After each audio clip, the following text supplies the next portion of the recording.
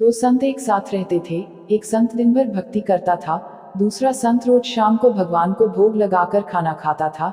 एक दिन दोनों संतों के बीच झगड़ा हो गया, क्योंकि दोनों खुद को श्रेष्ठ बता रहे थे। भक्ति करते समय मन शांत रहना चाहिए और सभी तरह की बुरे विचारों से बचना चाहिए। जो लोग इस बात का ध्यान रखते हैं, उन्हें भगवान की कृपा मिलती है। इस संबंध में एक लोक कथा प्रचलित है। कथा के अनुसार पुराने समय में दो संत एक साथ रहते थे। दोनों की भक्ति का तरीका अलग अलग था। एक संत दिन भर तपस्या और मंत्र जाप करते रहता था, जबकि दूसरा संत रोज सुबह शाम पहले भगवान को भोग लगाता और फिर खुद भोजन करता था। एक दिन दोनों के बीच झगड़ा होने लगा कि बड़ा संत कौन है। इस दौरान वहां नारद मुनि पहुंच गए।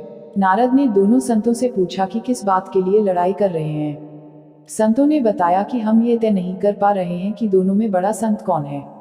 नारद ने कहा कि ये तो छोटी सी बात है, इसका फैसला मैं कल कर दूंगा।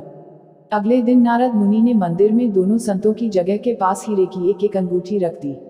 पहले तप करने वाला संत वहां पहुंचा। उसने एक अंगूठी देखी और चुपचाप उसे अपने आसन के नीचे छिपाकर मंत्र जाप करने लगा।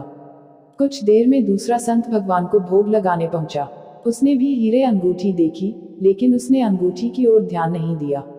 भगवान को भोग लगाया और खाना खाने लगा। उसने अंगूठी नहीं उठाई। उसके मन में लालच नहीं जागा, क्योंकि उसे भरोसा था कि भगवान रोज उसके लिए खाने की व्यवस्था जरूर करेंगे। कुछ देर बाद वहां नारद जी आ गए। दोनों संतों ने पूछा कि अब आप बताएं कि हम दोनों में बड़ा संत कौन है। नारद ने तपस्या करने वाले संत को खड़े होने के लिए कहा। जैसे ही वह संत खड़ा हुआ तो उसके आसन के नीचे छिपी हुई अंगूठी दिख गई। नारद मुनि ने उससे कहा कि तुम दोनों में भोग लगाकर खाना खाने वाला संत बड़ा है।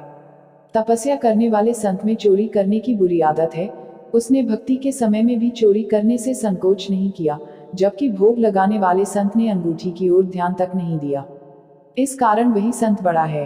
प्रसंग की सीख। इस प्रसंग की सीख यह है कि भक्ति तभी सफल होती है जब भक्त के मन में बुरे विचार न हो, भक्त बुरे काम न करता हो। जिस भक्त के विचार पवित्र हैं और जो बुरे कामों से दूर रहता है, सिर्फ उसे ही भगवान की कृपा मिलती है।